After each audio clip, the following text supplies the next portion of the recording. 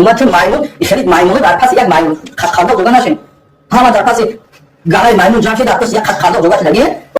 قاری فاروق بیا همین تو عقلا سر نکن خودت با پای دیگر بلاگرهای بد اخلاق نمون همین خودت اگر یگان کس با تحقیر و اهانت خطاگیت گپ زنه میفورد خالق و رمضان او خیلی که تحقیر کرده نصیحتش کردی مگر همین کارت از روی شریعت درست بود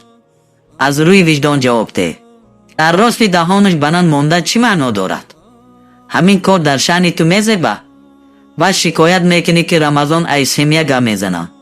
آخی خودت همین رفاستی اگر آدم واری نصیحتش میکردی و به تحقیر گپ میزدی باوری دارم هرگز این خیل خفگی نمیشی قاری جان باور کن سرت بسر بلاگرهای بد اخلاق نمان که شرمنده میشی آبرود میریزد درک نمیوی بس کن به خاطر الله قاری جان خفه نشو کارت خطا های پیامبر خدا صلی الله علیه و سلم هرگز این خیل دعوت و نصیحت نمی کردند یک دلیل بیار که پیامبر خدا صلی الله علیه و سلم با تحقیر و اهانت کسی را اصلاح میکرد مرد باشی اثبات کن قاری جان پرسته به این خیل کارتون اسلام بدنام میکنید